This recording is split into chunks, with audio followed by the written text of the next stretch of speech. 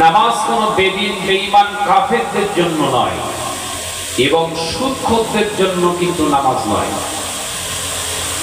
এইটা গুলিয়ে ফেলছি আমরা। আজকে দেখবেন সমাজে খেয়াল করলে দেখতে পাওয়া যাবে বহু সুদখোর এখন নামাজ পড়ছে। কথা ঠিক বলিস না, বলবেন যে বলে একদম দাড়ি রেখে হদ ও মেরে চলে এসছে। এলাকার টপ র্যাঙ্কের সুদখোর এখন হাজি। এর কারণ কি জানেন? এর কারণ হলো আমরা আলেম উলামা শরিয়তকে জাস্টিফাই করতে পারিনি, ভেরিফাই করতে পারিনি, চুলচেরা বিশ্লেষণ তাদের কাছে উপস্থাপন করতে পারিনি, রাসূল পাক সাল্লাল্লাহু আলাইহি ওয়াসাল্লামের আদর্শগুলো তাদের কাছে ফুটিয়ে তুলতে পারিনি, সাহাবায়ে কেরামদের নির্দেশনাবলী দেখে যাবা, তাদের আদর্শগুলো আমাদের এই আলেম সমাজ আপনাদের কাছে পরিবেশন করতে পারিনি, যার কারণে সুদখোররা এখন হাজির।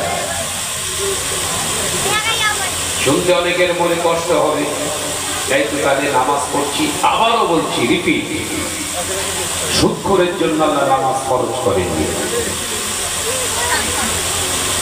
সুদখোরের নামাজ নেই, সুদখোরের হজ নেই, সুদখোরের কুরবানি নেই, সুদখোরের রোজা নেই, সুদখোরের যাকাত নেই, সুদখোরের কোনো দান নেই। নামাজ তো অনেক দূরের কথা ছেড়ে দেয়। একটা হাদিসের সনদ দেখাতে পারবেন? I can challenge, up to কিয়ামত পর্যন্ত দিয়ে গেলাম। সুদ ভয়াবহ, এমন ভয়ঙ্কর একটা জিনিস যেটা আপনার শরীরে, আপনার সংসারের ভিতর প্রবেশ করলে গোটা ইহকাল এবং পরকাল তসরুফ হয়ে যাবে, খানে খারাপে চলে যাবে একটা। কিন্তু একবার হক করে বলেন তো, সব ঘরে ঘরে বাসা বেঁধে আছে এখন সুদ। এই কথা বলছেন না কেন? বাঁচতে পেরেছেন? ওই জন্য আল্লাহ কোরআনে জানিয়েছে, ইয়া আইয়ুহাল্লাযীনা আমানু, হে আমার বিশ্বাসী সম্প্রদায় বান্দারা, আমি আল্লাহ তোমাদেরকে জানিয়ে দিলাম, ইত্তাকুল্লাহ, আমি আল্লাহ তোমাদের জানিয়ে দিলাম, তোমরা আমাকে ভয় করো, হাক্কা তুকাতিহি, শুধু ভয়টা করলে হবে না, হাক্কা তুকাতিহি, পড়ার মতো ভয় করো। এ নওজওয়ানেরা, যুবকেরা, ছেলেরা, বাচ্চারা, আমার আল্লাহ পাক আল্লাহ তাআলা জানিয়ে দিলেন, ওয়ালা তামুতুন্না, ততদিন পর্যন্ত, তত সময় পর্যন্ত মরবি না, ইল্লা ওয়া আনতুম মুসলিমুন, আমি আল্লাহ পাক তোমাদের জানিয়ে দিলাম, মুসলমান না হওয়া পর্যন্ত যেন তোরা মরিস না। আমার আল্লাহ নামাজের কথা বললেন না, রোজার কথা বললেন না, তোরা ঈমান যারা এনেছিস আমাকে ভয় কর, আমাকে যারা ভয় করে, মসজিদের আযান ওদের কানে আসলে ওরা আর বাড়িতে বসে থাকতে পারবে না। একটা জোরে বলো সুবহানাল্লাহ। আল্লাহকে ভয় করে যে নামাজ পড়ে, ওর কাছে কানে আযান আসলে শুনলে ও পাগলের মতো দুনিয়া সব ছেড়ে দেয়, দুনিয়া সব ছেড়ে দিয়ে নামাজের জন্য দাঁড়িয়ে যায়। জানবেন ওই মুসলমানটার ভিতরে আল্লাহর খৌফ, খৌফিল্লাহ আছে বলে ওই আযান শুনে আর দুনিয়ার কাজ করেনি। কারণ আল্লাহ কোরআনে জানিয়ে দিলেন, আমি আল্লাহ তোদের জানিয়ে দিলাম, ইয়া আইয়ুহাল্লাযীনা আমানু, ইযা নুদিয়া লিস-সালাতি মিন ইয়াউমিল জুমআহ ফাসাউ ইলা যিকরিল্লাহ, হে আমার বান্দারা, আযান যখন তোদের কানে আসে, আমি আল্লাহর পক্ষ থেকে ডাক যখন শুনতে পাস, আমি আল্লাহ তোদেরকে জানিয়ে দিলাম, তোরা ফাসাউ ইলা যিকরিল্লাহ, নামাজের প্রস্তুতি গ্রহণ কর, দুনিয়ার সব কাজ ছেড়ে দিয়ে নামাজের জন্য প্রস্তুতি নে। আমি আল্লাহ জানিয়ে দিলাম, এই আযান তোদের কানে যখন আছে, আমি আল্লাহ বলছি, দুনিয়ার কোন কাজে তোরা লিপ্ত হোস না, এমনকি ওয়াজারাল বাই, তোদের ভিতরে কেনা বেচাও যেন করবি না। জোরে বলেন না সুবহানাল্লাহ। আযানের সময় কেনা বেচা করাও পর্যন্ত হারাম। বন্ধ করেছেন? শুধু তো নামাজ ঠুকে হুড়োচ্ছেন। এই কথা বলছেন না কেন? ওই এক শ্রেণীর ভাই আছে, তারা বলে যা করছিস কর, নামাজটা পড়, নামাজটা পড়। ওই জন্য এলাকার সুদখোরগুলো সব এখন নামাজি। আপনাদের লালপুর মাশাআল্লাহ ঠিক আছে, আমাদের ওদিককার কথা বলছি, বুঝতে পারেননি? ঘরের বউরে পাঠাচ্ছে বন্ধন গ্রুপে, আর ও যাচ্ছে মসজিদে আল্লাহরে খুঁজতে। ওর কুত্তা পেটা করতে হবে একদম।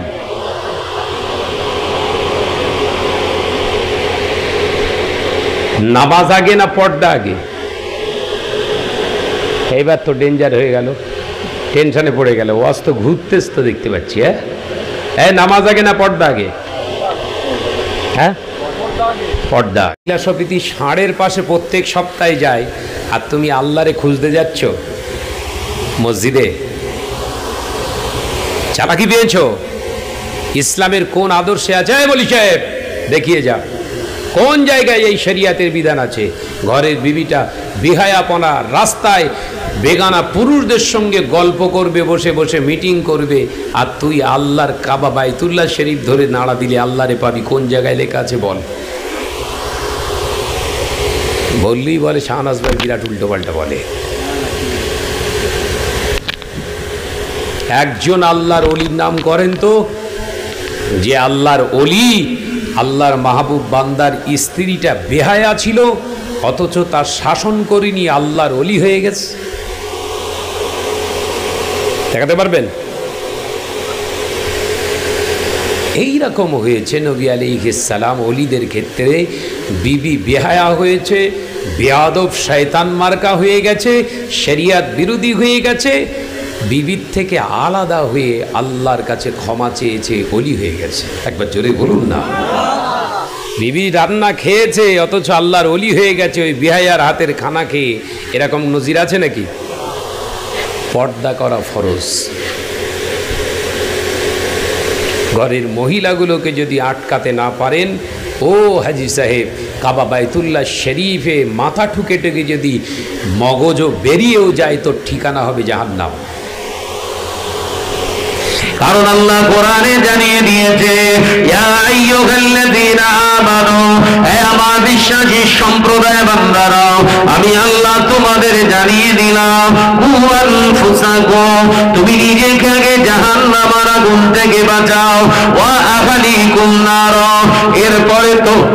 এরপরে তোমার দায়িত্ব হলো, তোমার কর্তব্য হলো, ওয়া আহলিকুম নার, তোমার বিবি, তোমার মা বাবা, তোমার সন্তান, তোমার পরিবারগুলোকে আমি আল্লাহ জাহান্নাম থেকে বাঁচাও। তুমি গার্জেন হয়েছ, পুরুষ হয়েছ, স্বামী হয়েছ, বিবি পর্দা করে না, মেয়েটা পর্দা করে না, শরিয়াত মানে না, নামাজ আদায় করে না, রাসূলুল্লাহর আদর্শ নাই, ও মুরব্বী, আমি আপনার ছেলের মতো হয়ে বলে যাই, ওই নামাজ তোমাকে বাঁচাতে পারবে না। আল্লাহ নবী একটা দুটো নয়, এই গোটা পুরুষ জাতিকে বুঝিয়ে দেওয়ার জন্য নিজের জীবন সঙ্গিনী 11 জন বানিয়েছিলেন। নিজের জীবন সঙ্গীদেরকে ঠিক মতো খাওয়া দিতে পারেননি, দামি দামি কাপড় দিতে পারেননি, ভালো থাকার ঘরও তিনি দিতে পারেননি। কিন্তু কিয়ামত হয়ে যাবে, নবীর একটা বিবি, আমাদের আম্মা জানদের চেহারা রূপের বর্ণনা কেউ দিতে পারবে না। একবার জোরে বলেন। কিয়ামত পর্যন্ত চ্যালেঞ্জ করা যাবে যে নবীর ঘরটা ঝোপড়া ঘর ছিল, এখন মাশাআল্লাহ মডিফাই করেছে, খাজুর পাতা ছিটে বেড়ার ঘর। আম্মা জানেরা বর্ণনা পাওয়া যায়, আম্মা জানদের বর্ণনায়, আমরা একটা কাপড়, একটা জামা বছর কি বছর পার করে দিয়েছি, আমাদের নতুন কাপড় নসিবে আসেনি। খুব মুচুল্লি হয়ে ঘুরছ, আর ঘরের মেয়ে ওখানে ষাঁড়ের পাশে মিটিং করছে। আবার আমাদের ঘরের কিছু কিছু মা বোনরা রয়েছে, ওরা বোরকা পরে না, পরে না। ঘরের মেয়েটা বোরকা পরে, ও ভেবেছে বোরকা পরছি মানে পুরো ফরজ আদায় হয়ে গেছে। ও বোরখা পরে যদি মেলায় যায়, ও পর্দা হয়েছে না গোপাল জর্দা? কথা বলে না তো, সব চুপ করেছেন কেন? জায়গায় ঘা পড়তেছে বোধ হয় নাকি? ঘরের মেয়েরা যদি ওই বোরখা পিদে ওই নাগরদোলা আর সিঙ্গাড়া চপের দোকানের সামনে যে ঘুরঘুর করে, পর্দা না জর্দা? চাচা বলছে আমার মেয়ে যেখানেই যায় বোরখা পরে যায়, তার মানে বাগান ঠেলতে যায় বোরখা পরে যায়। বোরখা আল্লাহর জন্য পরে না, কারণ লোকে চিনতে পেরে যাবে, ওই জন্য মুখ ঢেকে রাখার জন্য বোরখা পরে। মাথায় ঢোকে না বোধহয়, অসুবিধা হচ্ছে? আল্লাহর জন্য ঘরের মেয়েটাকে বোরখা পরাও। আজ থেকে 25-30 বছর আগে আমরা দেখেছি, ছোট যখন আমাদের এলাকার 2-1 বোরখা পরিধান করত, 2-1 বোরখা। কিরকম? একদম ঢিলে ঢালা, পুরো ঢাকা, শুধু চোখ দুটো আলগা, চোখ দুটো শুধু গর্ত কাটা আছে, ওইখান দিয়ে দেখে, কিংবা নেট লাগানো আছে। ঠিক বলছি না ভুল বলছি? জোরে বলে। ঢিলা ঢালা, কোনো নকশা নেই। ওরে বাপ রে বাপ, এখন বোরখা পরছে, এই পাশে আবার আরবিতে ইংরেজিতে লেখা মাশাআল্লাহ, চুমকি বসিয়ে রেখেছে একদম। হ্যাঁ, কাঠদানা সব কত রকমের চ্যাকমেকে, এরম লাইট পড়ছে আর চাকমাক চাকমাক করছে। রাবেয়া রাস্তা দিয়ে হেঁটে যাচ্ছে ওই রকম বোরখা পরে, এলাকার কালু মোল্লা শুধু বলছে ছেড়ে দে ছেড়ে দে। তার মানে কি, ও বোরখা পরেছে? এই পর্দা না জর্দা? জোরে বলেন। হারাম। মাওলানার ক্ষমতা হয় না ফতোয়া দেয়ার, যেই বোরখা মুসলমানদের জন্য হারাম, এ ফতোয়া দিতে পারবে না, কারণ এই ফতোয়া যদি দেয় জীবনে আর কোনোদিন এই লালপুরার দাওয়াত দেবে না। ওই মা বোনেরাই বলবে ওর সব বোনেসের আর আনিস নি, চাঁদার দবনি। জায়গায় ঘা পড়েছে তো, ব্যবসার জায়গায় ঘা পড়েছে। আরে ও বোরখা নয়, খরিদ্দার টানা যন্ত্র। ও বোরখা কে বলেছে? রেগে যাচ্ছেন নাকি? একদম খোল্লাম খোল্লা বলে যাচ্ছি, বাঁচতে যদি চান 3টে শর্ত মেনে ঘরের মেয়েদেরকে বোরখা পরান। 1 নাম্বার শর্ত, ওই বোরখার কাপড়টা যেন মোটা হয়। শুনছেন তো? 1 নাম্বার শর্ত, ওই বোরখার কাপড়টা যেন মোটা হয়, ওই বোরখাতে যেন কোন রকম স্কিন টাইট না হয়, ওই বোরখাটা যেন শরীরের সঙ্গে আটো সাটো না হয়, ওই বোরখাটায় যেন কোন রকম চুমকি নকশা ফুল দিয়ে ডিজাইন না করা থাকে। এই 3টে শর্ত যদি না মানা হয়, ফরজ তরফ হয়ে যাবে। ও বোরখা পরার পরে জাহান্নামে চলে যাবে।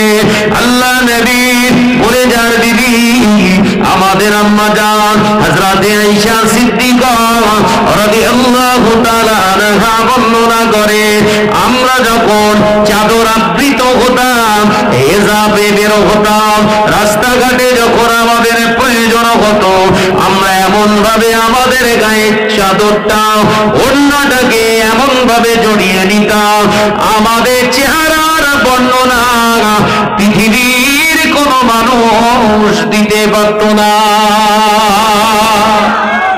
একবার জোরে বলো। তোমার মেয়ে এরকম করে চলছে কেন? তাই নামাজ পড়ার আগে আল্লাহকে ভয় করে ঘরের মেয়েটাকে বোরখা পরা শেখাও। নামাজ একদিন পরে হবে। কেন বলছি জানেন? ময়দানে মাহশরে আল্লাহ পাক বহু বান্দাকে ক্ষমা করে দেবে, বহু বান্দা বান্দিকে আল্লাহ মাফ করে দেবে, তাদের অপরাধ অন্য কিছু থাকবে না। তাদের ওয়াক্তের নামাজটা হয়তো কোনোদিন কাজা হয়ে গিয়েছে, কিন্তু আল্লাহর অন্য অন্য বিধানগুলোকে মেনে নিয়েছিল, তার জীবনে আমল করেছিল। আল্লাহর নামাজের ওয়াক্তগুলো ছেড়ে যাওয়ার কারণে আমার আল্লাহ বলবেন বান্দা আমি জানি তোর ইচ্ছাকৃতভাবে নামাজ জানিসনি, আমি আল্লাহ সব জানি, অন্তর্যামী, তাই আমার নাম একটা রেখে দিয়েছিলাম ইয়া গফুর, আমি ক্ষমাকারী ক্ষমাশীল, আর একটা নাম রেখে দিয়েছিলাম ইয়া সাত্তারুল গয়ুব, আমি গোপন রাখতে ভালোবাসি। তাই আজকে ময়দানের মাঝারে তোকে গোপনে গোপনে জিজ্ঞাসা করছি, বান্দা নামাজ কাজা করেছিস? কেউ জানতো না, আমি আল্লাহ জানতাম। বল বান্দা তুই নামাজ কাজা করেছিস কিনা? ওই বান্দাটা বলবে আল্লাহ আমি নামাজ কাজা করেছি, দুনিয়ার জমিনে আমার নামাজ কাজা হয়ে গিয়েছে। আল্লাহ পাক বলবে যা বান্দা, নামাজটা ছিল আমার হক, তুই নামাজ আদায় করিসনি, কয়েক ওয়াক্তের নামাজ আমি আল্লাহ তোকে ক্ষমা করে দিলাম। এ বান্দা ক্ষমাই জন্য করলাম, তোর পিছনে অভিযোগ কারণেওয়ালা কেউ নাই, তোর পিছনে দাঁড়িয়ে থাকার মতো কেউ নাই। এই দৃশ্যটা দেখে আমি আল্লাহ তোকে নাজাত দান করে দিলাম। পেছনে দাঁড়ানোর কেউ নেই, তার মানে এই বিবি, ছেলে পুলা, মেয়ে, ছেলে, বাপ মা অভিযোগ করার মতো এই ব্যক্তির পিছনে কেউ নেই। দেখেছেন? শুধু নামাজ। তার মানে এখান থেকে বোঝা যাচ্ছে শুধু নামাজ পড়লে হবে না, নামাজ হচ্ছে হুকুকুল্লাহ, আর বিবিকে পর্দায় রাখা হচ্ছে হুকুকুল ইবাদ। ওটাও আল্লাহর হুকুকুল্লাহ, তার সঙ্গে জড়িয়ে আছে হুকুকুল ইবাদ। ওই বিবির হক পর্দাতে রাখা, রাখেননি মার খাবেন। এ কথা বুঝতে পারছেন না? যুবতী মেয়েটা এসে আপনার পেছনে দাঁড়াবে, হাদিস তিরমিজি শরীফ এসেছে, 70 বছরের আবেদ ব্যক্তিটা জান্নাতে যাওয়ার জন্য একদম পাগল হয়ে থাকবে। আল্লাহ বলবে তো সব একদম ভেরিফাই করে দেখছি, তুই একদম আল্লাহ, আমি আল্লাহ আমার আবেদ বান্দা। ব্যাস এই কথা বলার পরেই বলবে বান্দা পেছন দিকে তাকা, তোর পেছনে দাঁড়িয়ে আছে কে জানো? আল্লাহ 70 বছরের আবেদ বান্দাটা পিছনে তাকিয়ে দেখবে, দুনিয়ায় যাকে আদরের দুলালি বলে রেখেছিলাম আমার বিবি। দেখেছেন পেছনে কে দাঁড়িয়ে রয়েছে? বিবি, যাকে না সামনে নিয়ে খানা খেতেন না, হোটেলে খানা খেয়ে আবার প্যাকেটে করলে চলে আসতো। কথা বলছেন না কেন? বাজারে 50 গ্রাম বাদাম কিনলে ওর জন্য 50 গ্রাম কিনে আনতো, ওই সেই বিবি চুপ করে দাঁড়িয়ে রয়েছে। আল্লাহ প্রশ্ন করবেন, বান্দি কিছু ব্যাপার আছে? এই আবেদ বান্দাকে আল্লাহ জিজ্ঞাসা করবে, এই তোর বিবি হয়? হ্যাঁ আল্লাহ আমার বিবি। দেখ বোধহয় কিছু বলবে। আল্লাহর বিচার, আল্লাহ তাতাগাউ ফিল মিজান, হিসাবের পাল্লার এদিক ওদিক হবার কোনো জায়গা নেই। আল্লাহ ইনসাফ দেনেওয়ালা। একবার জোরে বলুন, একবার জোরে বলেন। আল্লাহ পাক প্রশ্ন করবে, হে আমার বান্দি একবার বল, একবার বল তোর কি অভিযোগ আছে? আল্লাহ এটা হলো আমার স্বামী হজ করেছে, তাহাজ্জুদ নামাজ পড়েছে, আল্লাহ তোমার জিকির আজকার করেছে, এলাকায় মসজিদ বানিয়ে দিয়েছে, এলাকায় মাদ্রাসা তৈরি করে দিয়েছে, অনেক গরিব মেয়েদের বিবাহ দিয়ে দিয়েছে। আল্লাহ আমার স্বামী 5 ওয়াক্ত নামাজ আদায় করত, এর অস্বীকার করার কিছু নয়। আমার সুখের কোনো জায়গায় কমি রাখিনি, খাওয়া দাওয়া ওটা বসা চলাফেরায় যখন যেটা চেয়েছি সব আমার পূরণ করেছে। তবে আল্লাহ তোমার এই নেক বান্দা আজকে জান্নাতে যাবে, যাবার আগে একটা কথা আমায় আপনি বলুন, আল্লাহ আমি 40 বছর ধরে ওর ঘর করেছি, 40 বছর ধরে আমি একটা দিনের জন্য পর্দা করিনি, এই কৈফিয়তটা আপনি কার কাছ থেকে নেবেন? দেখেছেন পুরো উল্টো বাঁশ দেওয়া শুরু করে বলো, এ কথা বুঝতে পারে না। হাদিস বলছি, পাখাও মারতে আসিনি, মাথার ভেতর ঢোকাও। আল্লাহ আমার খাওয়া দাওয়ায় কোনোদিন কষ্ট দেয় না, মাখা পরায় সাজার কোনোদিন কষ্ট দেয় না। ও রব্বুল আলামিন, আমার স্বামীর বিরুদ্ধে আমার একটাই অভিযোগ, ফজরের নামাজ আদায় করতে যেত জামাতের সঙ্গে মসজিদে, তিনি আমার পাশ থেকে উঠে যেত, কিন্তু কোনদিনের জন্য আমার হাতটাকে ধরে টেনে তুলে বলে যায়নি, ও কচিরি মা ফজরের নামাজটা আদায় করে নাও। বাঁশ দেখেছে? বাঁশ বুঝতে পেরেছেন কি বাঁশ? পুরো আছেলা বাঁশ, ঘিটলা বাঁশ দিচ্ছে একদম। আল্লাহ বলবে, এরা বান্দা, এ তোর বিবি যেটা বলছে এটা ঠিক, খামোশ খেয়ে গেছে। 70 বছরের ইবাদত আছে বলো, ভয় থরথর করে কাঁপছে। এবার আল্লাহ পাক বলবে, বান্দা বুঝতে পেরেছি তোর কথা বলতে হবে না, তোর চেহারা দেখে আমি আল্লাহ বুঝে নিয়েছি তুই হলি অপরাধী। যা বান্দা, তোর বিবির 40 বছরের হাতের খানা, বেনামাজিনী বিবির হাতের খানা খেয়েছিস, তাকে নামাজিনী বানাসনি, বেপর্দা নিশিনা মহিলার হাতের পাক খেয়েছিস। আমি আল্লাহ ওই 40 বছরের খানা খাওয়ার পরিবর্তে সমস্ত 70 বছরের ইবাদতের থেকে 40 বছরের ইবাদতটা তোর ওই গুণধর বিবিকে দিয়ে দিলাম। বুঝতে পেরেছে? এই বোঝা যাচ্ছে ওয়াজ? ওই বস্তায় চাল কিংবা ধান থাকলে, সর্ষে থাকলে বোয়া বোয়া বোয়া সরু নলের মতো গ্যাস করে মারে না? ওই আপনার 70 বছরের ইবাদতে ঘ্যাচাং করে বোয়া মারবে, মেরে 40 বছর বের করলিয়ে বিবি হাওয়া দাঁড়িয়ে আছে বেশে যুবতী মেয়ে রঙ্গিলা, আপনার মেয়ে ঝামেলা খাতুন এসে দাঁড়িয়ে রয়েছে। আল্লাহ, আমার অভিযোগ আছে। কি অভিযোগ? এ হচ্ছে আমার আব্বা হাজি সাহেব, এলাকায় বিরাট নাম যশ খ্যাতি, বিরাট আপনার ইবাদত কারণেওয়ালা, অস্বীকার যেতে পারবো না। আমি সাক্ষী দিচ্ছি আমার বাপ বিরাট বড় আবেদ। তবে আল্লাহ, আমার একটা অভিযোগ আছে। অভিযোগ অন্য কিছু করবে না। আল্লাহ আপনার হাবিব শিখিয়ে দিল 9 বছর থেকে পর্দা ফরজ আপনার বিধান। আমাকে স্কুলে পড়িয়েছে, কলেজে পড়িয়েছে, ইউনিভার্সিটিতে পড়িয়েছে, বিরাট বড় বড় ডিগ্রি ধারণ করিয়েছে, লক্ষ লক্ষ টাকা খরচ করিয়েছে। আমি যেমন পোশাক চাইতাম সেই রকম পোশাক কিনে দিয়েছে আল্লাহ। তবে আমি পর্দা করতাম না। বিবাহ দিয়েছি আমার 22 বছর বয়সে, 9 বছরে পর্দা ফরজ করেছিলেন আমাকে। 9 বছর থেকে 22 বছর আমার আব্বা জানের সংসারে থাকার পরেও কোনদিন তোমার হুকুম আমি মানিনি। বিনিময়ে আমাকে কোনদিন একটা চর মারেনি, বিনিময়ে আমাকে ঘর থেকে বের করে দেয়নি। এই পাপের ভাগটা আজকে কার কাছে যাবে? নামাজের গরম দেখাচ্ছ, সব বোয়া মারবে। বোয়া বোয়া বলে তো, বিবি ঝেড়ে দে 40 বেরিয়ে গেছে, বলো আছে কত?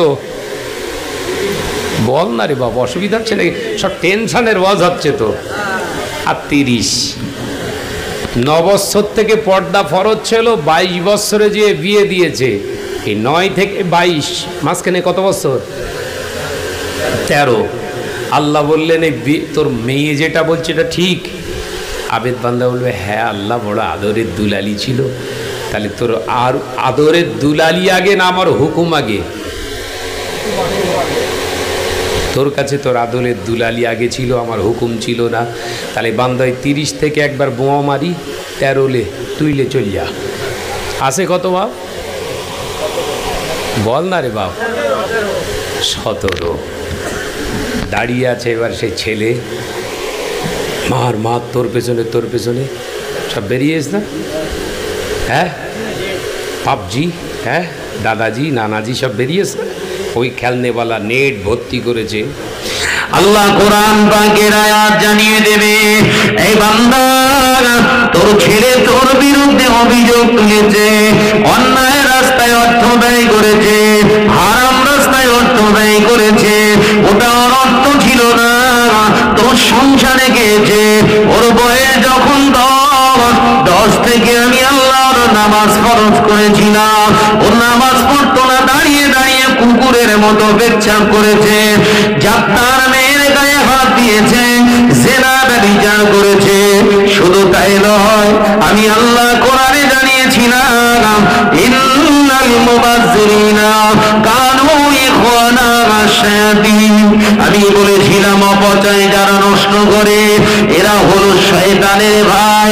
তো সন্তান 24 বছর বয়সে বিয়ে দিয়েছিস, এই 10 থেকে 24 পর্যন্ত যত গুনাহ করেছে, এ গুনাহ তো তার ছিল না, এ গুনাহ তো তার হবে না। ওরে আবে বান্দা, এই 14 বছরের গুনাহটার বিনিময়ে তোর সংসারে তোর টাকা তোর রোজগারের অর্থকে যে ব্যয় করেছে, সব গুনাহ তোকে দিয়ে দিয়ে তোর নেকি থেকে 14 বছরকে দিয়ে দিলাম। কত আছে? 70 থাকতে থাকতে 3 এলো। এখনো সেই বাপ মা পড়ে রয়েছে। বাপ মাকে দেখেননি সাদা পানা বউয়ের কথা শুনে? কথা বলতে পারছেন না? সাদা পানা বউ, বউ যেটা বলেছিল সেইটা। হ্যাঁ, মাকে খেতে দিওনি একদম, হ্যাঁ তুমি যা বলবে তাই হবে। হয়েছে এরকম হয়েছে না? লালপুরে সব ঠিক আছে। হ্যাঁ, মা বাপকে খেতে দেয় না, এবার বিরাট বড় গরু কুরবানি দিয়েছে, আবার একদম চর্বিওয়ালা গোশ। ভাই ও কুরবানি হয়েছে না হাঁড়ি ভর্তি হয়েছে? কোনটা? ওই গরু তোর মাথার উপর চাপাবে আল্লাহ। বাপ মায়ের হক নষ্ট করে 65,000-এর গরু দিচ্ছ তো, ওই গরু ময়দানের মহাশয়ে তোর মাথার উপর চাপিয়ে দিয়ে বলবে দৌড়ো। গোষ্ঠী উদ্ধার করে দেবে একদম। হ্যাঁ, দেন দেন, আমার জায়গা দেন, সব আমার খরিদ্দার আসে, চলে আসেন, ভিতরে আসেন। হ্যাঁ, ভিতরে চলে আসেন।